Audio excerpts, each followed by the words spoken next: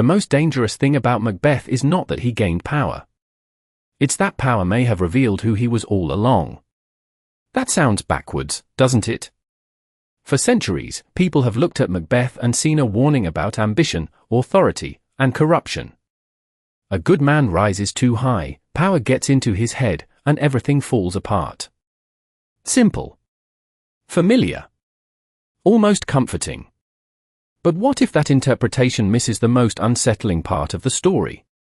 Because if power truly corrupted Macbeth, then the problem was power. Remove the crown, and the danger disappears with it. Remove the opportunity, and the darkness never emerges. But what if the crown was never the cause? What if it was only a spotlight? That question changes everything. When most people think about leadership, they imagine power as a force that transforms character. Give someone enough authority, enough influence, enough control, and eventually they become someone else. History seems full of examples. Leaders who begin with ideals and end with obsession. Visionaries who become tyrants. Reformers who become rulers no different from the people they replaced. But there is a contradiction hiding inside that belief. Power does not have a personality. A crown cannot create desire. A title cannot manufacture ambition. Authority cannot invent fears that were never there. It can only amplify them. And suddenly Macbeth stops being a story about a man changing. Instead, it becomes a story about a man being exposed. That distinction matters far more than it first appears. Because Macbeth's role in this tragedy is not simply that of a fallen ruler. He functions as something much more uncomfortable, a psychological mirror. A case study in what happens when hidden desires collide with opportunity. Not the desires we proudly announce to the world, but the ones we keep buried beneath discipline, routine, and social expectations. Think about the most powerful symbol in the story, the crown. Most people see it as a reward.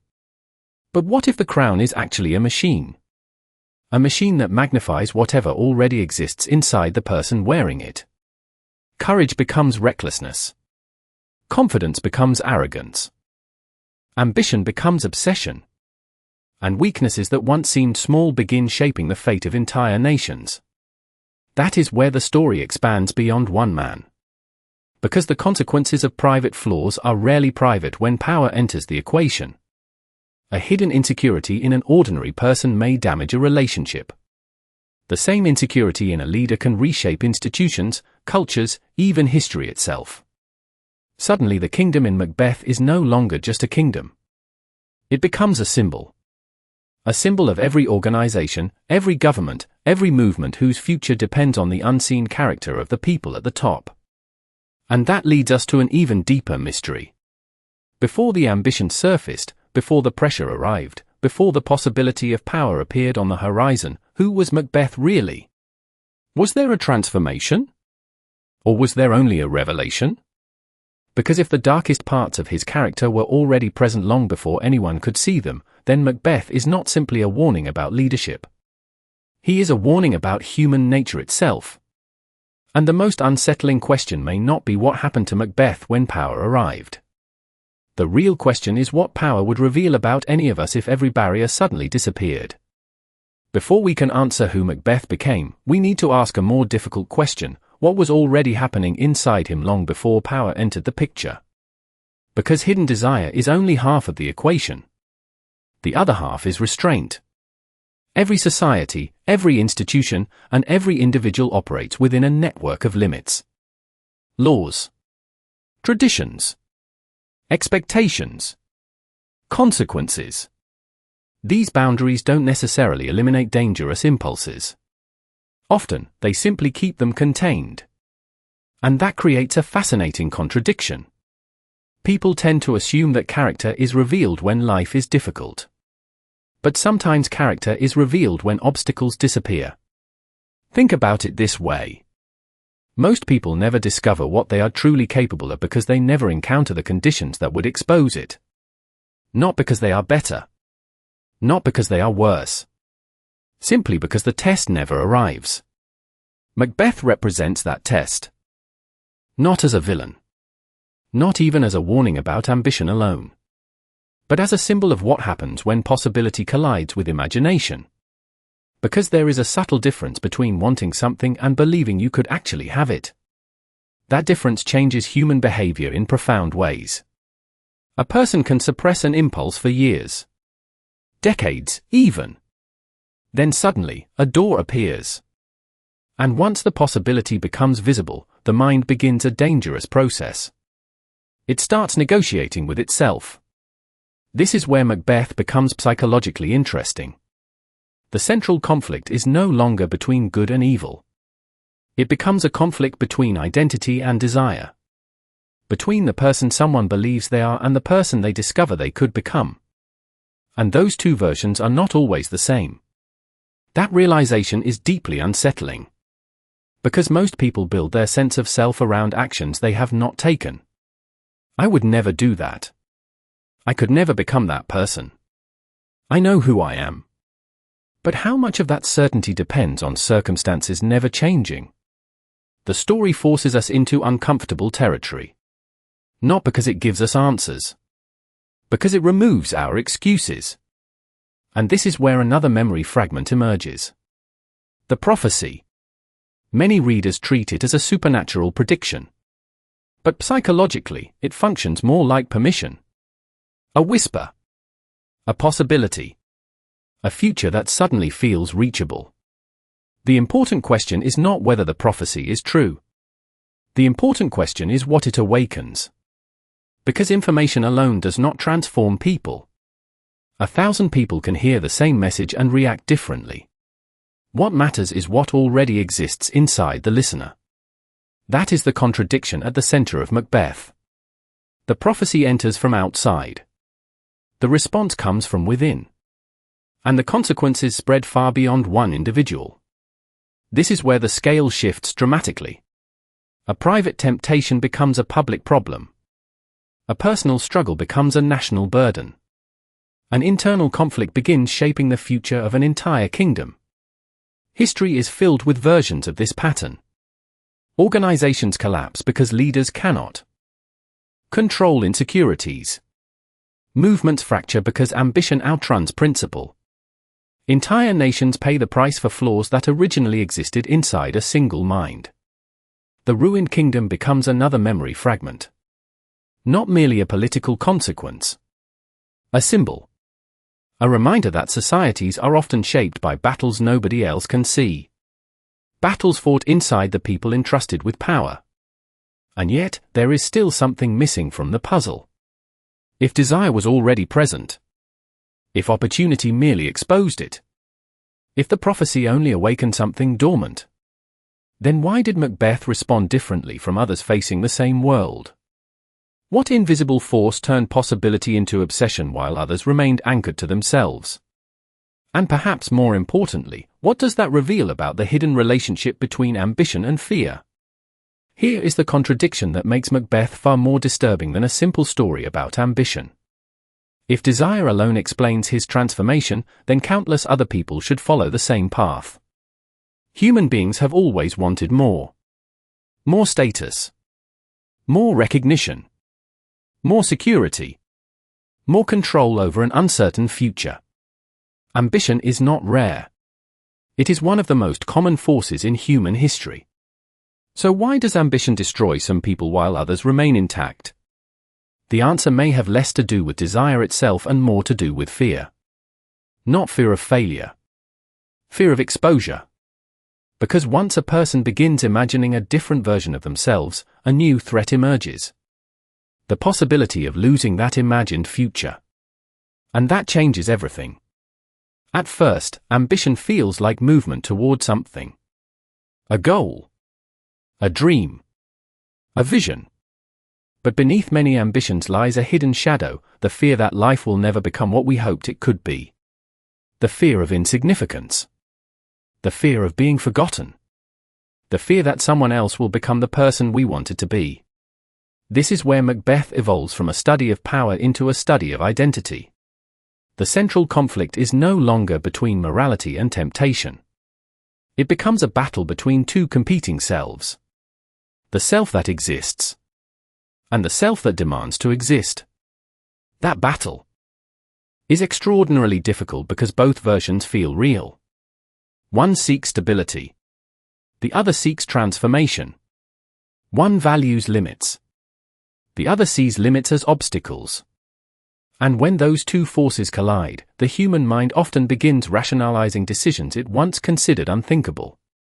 Not because values disappear. Because identity starts rewriting reality.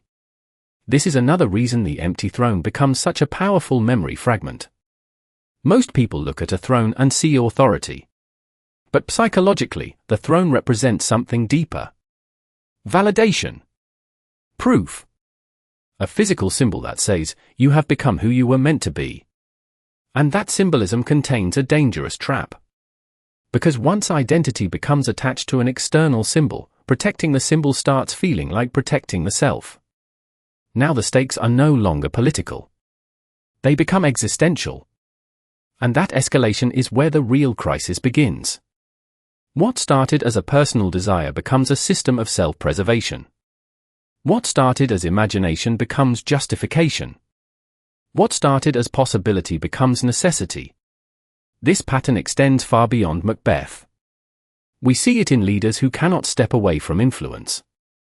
In institutions that protect their image at the expense of their purpose. In organizations that slowly forget why they were created. The pattern is remarkably consistent. The original goal fades. Protecting the goal becomes the new goal. And eventually the system exists only to sustain itself. This is why the story continues to resonate centuries later. Its true subject is not medieval leadership. It is the psychology of escalation. The process through which people become trapped by identities they helped create. But there is an even deeper contradiction hiding underneath all of this. Macbeth is often viewed as a man pursuing power. Yet the closer we look, the less power seems to be the driving force. Because genuinely powerful people usually become more secure, more stable, more capable of restraint. What we observe instead is increasing anxiety. Increasing uncertainty. Increasing dependence on control. Which raises a troubling possibility. What if the defining force was never ambition at all? What if ambition was merely the surface expression of something much older and much more primitive? Because the more desperately someone clings to power, the more we must ask a different question: what are they afraid of losing? And if fear sits beneath ambition, then perhaps the darkest transformation in Macbeth did not begin when he imagined a greater future.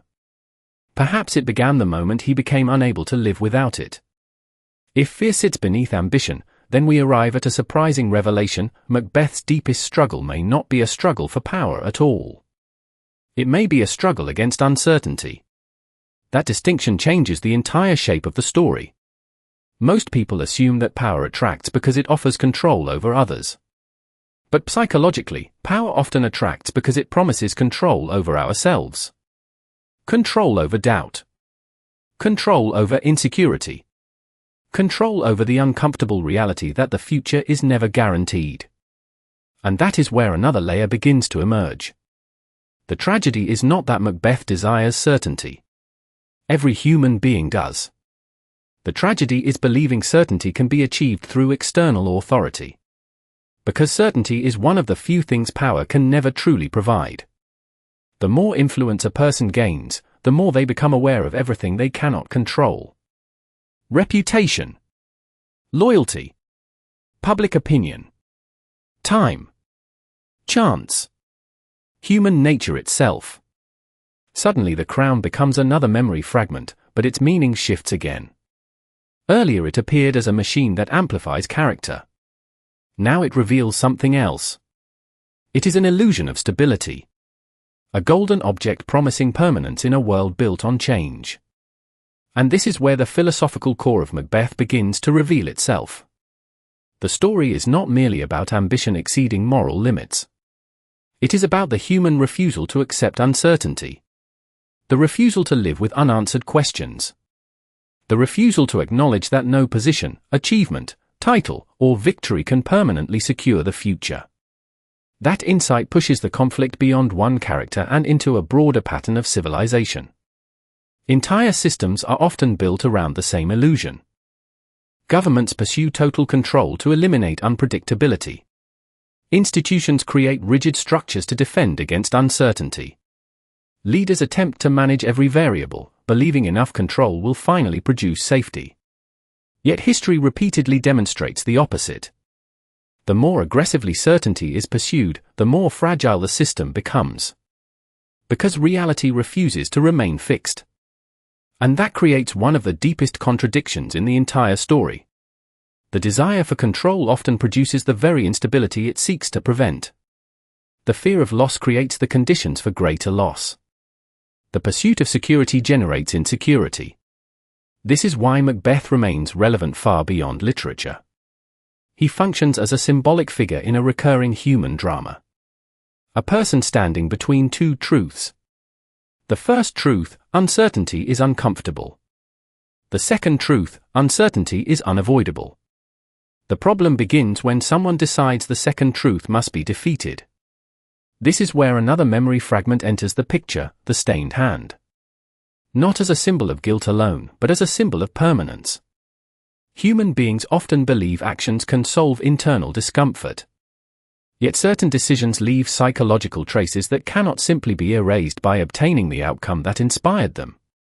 The external goal may be achieved. The internal conflict remains. And that leads us toward an even more unsettling revelation. Perhaps the defining force inside Macbeth is neither ambition nor fear. Perhaps both are symptoms of something deeper. Something hidden beneath the desire for power and beneath the fear of losing it. Because if power cannot satisfy the hunger driving him, and certainty cannot be achieved no matter how much authority is gained, then what is the true void he is trying to fill? And what if that unanswered question is the key to understanding not only Macbeth, but a recurring weakness buried inside human nature itself? What is the void Macbeth is trying to fill? That question leads us to the deepest revelation in the entire story, and it is not about power, ambition, fear, or even certainty. Those are only surface manifestations. The deeper force is something far more universal, the desire to escape the limits of the self. This is what many readers miss.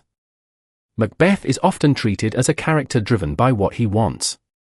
But beneath that desire lies something more fundamental. He is driven by what he cannot accept. He cannot accept uncertainty. He cannot accept limitation.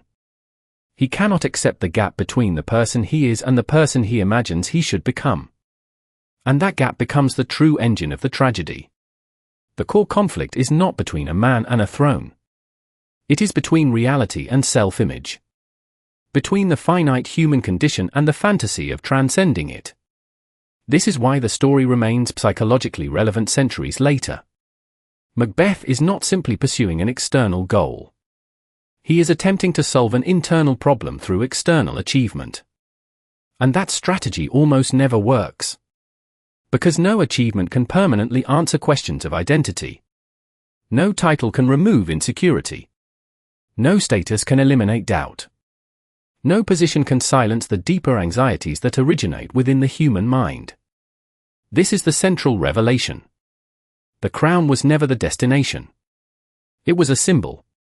A projection screen onto which deeper needs were cast. Recognition. Significance.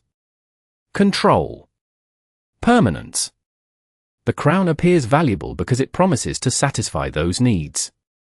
Yet once obtained, the underlying hunger remains. That is why the story does not function as a warning against ambition alone. It functions as a warning against misdirected meaning. Against confusing symbols with solutions. Against believing that external power can resolve internal conflict. This insight transforms every major symbol in the narrative. The crown is no longer merely authority. It becomes the illusion that identity can be secured through status. The stained hand becomes more than guilt. It becomes evidence that actions cannot erase existential discomfort. The empty throne becomes more than political succession. It becomes a reminder that no position is ever capable of carrying the weight of human longing. And suddenly Macbeth's role becomes much larger than that of a tragic ruler. He becomes an archetype. A representation of a recurring pattern that appears throughout history. Individuals chase recognition hoping to become complete. Organizations pursue endless growth hoping to become secure. Nations seek absolute control hoping to become permanent. Yet the underlying condition remains unchanged. The pursuit continues because the destination was never capable of delivering what was promised. This is where the story expands from psychology into philosophy. The real tragedy is not the consequences that follow ambition. The real tragedy is building an entire life around an answer that cannot answer the question. That realization carries enormous consequences. Because once people misunderstand the source of their dissatisfaction, they often spend years, sometimes entire lifetimes, chasing symbols instead of understanding themselves. And if Macbeth's deepest mistake was not desiring too much power, but expecting power to solve a problem it could never solve, then a larger question emerges. How many of the things modern society encourages us to pursue are actually crowns in disguise, and what happens when entire cultures begin searching for meaning in places where meaning cannot be found? If the deepest mistake is searching for meaning in symbols that cannot provide it, then the next question becomes unavoidable: what is left behind when that mistake shapes an entire life? This is where the consequences of Macbeth become far more significant than the fate of any single individual. The most enduring consequences are rarely the most visible ones. Long after a decision is made, long after power changes hands, long after institutions recover, something else remains. A pattern. A lesson. A warning embedded within human memory. Macbeth's legacy is not the story of a person who reached too far. It is the story of what happens when a human being organizes reality around a false center. When external achievement becomes responsible for carrying the burden of identity, every success creates more pressure instead of more peace. Every gain creates new vulnerability. Every victory creates a new fear of loss. This is the hidden cost that echoes throughout the story. The consequence is not simply instability. It is dependency. The mind becomes dependent on symbols for self-worth. The crown becomes more than a crown. The throne becomes more than a throne. They become psychological life support systems. And once identity depends upon them, their loss begins to feel like the loss of the self. This is why the empty throne stands as one of the most powerful memory fragments in the entire narrative. It represents a truth that extends far beyond leadership. Every person has an empty throne somewhere in their life. A position. A relationship. A reputation. A financial milestone. A version of success they believe will finally make them whole. Yet the throne remains empty because no symbol can permanently satisfy a need that originates within consciousness itself. This is where the scale expands dramatically. Macbeth is not merely a literary character. He becomes a model for understanding recurring cycles in history. Entire organizations become trapped by the pursuit of growth without purpose. Entire political systems become consumed by maintaining authority rather than serving people. Entire cultures become obsessed with status, consumption, and visibility while becoming increasingly disconnected from meaning. The pattern repeats because the underlying psychological mechanism remains unchanged. What begins as aspiration slowly transforms into attachment. What begins as purpose slowly transforms into preservation. And eventually the symbol survives while the original meaning disappears. This is why Macbeth's influence extends beyond literature into philosophy, psychology, leadership, and even modern culture. His legacy is not a specific warning about ambition. It is a broader warning about substitution. Substituting achievement for identity. Substituting recognition for meaning. Substituting control for wisdom. The ruined kingdom becomes another memory fragment here. Not as a political outcome, but as a symbolic landscape. A visual reminder that inner confusion eventually produces outer consequences. The collapse of meaning inside individuals often precedes the collapse of stability within systems. Yet perhaps the most unsettling legacy is this: people rarely recognize the pattern while they are living inside it. The pursuit feels reasonable. The goals appear noble. The symbols seem valuable. Only later does the deeper question emerge. Was the pursuit actually leading toward fulfillment, or merely away from discomfort? And if generations continue repeating the same mistake in different forms, chasing new crowns, new thrones, and new promises of certainty, then perhaps the greatest mystery is not why individuals fall into the trap. The greater mystery is why human beings seem destined to rebuild it over and over again, even after history has already shown them the cost. Perhaps that is why this story continues to survive long after the world that produced it has disappeared. Not because it offers answers, but because it exposes a tension that never goes away. Every generation inherits new technologies, new institutions, new opportunities, and new definitions of success. Yet beneath all those changes, the same question remains. What happens when human beings search for something outside themselves that can only be found within? The lasting insight is not that ambition is dangerous. Ambition can build, create, discover, and inspire. The lasting insight is that even the most extraordinary achievement becomes fragile when it is asked to carry a burden it was never designed to carry. Meaning, identity, self-worth. Those things belong to a different dimension of human experience. And when they are transferred onto symbols, the symbols begin to distort. The crown becomes heavier than any person can bear. The throne becomes more important than the people it was meant to serve. The future becomes something to control rather than something to live.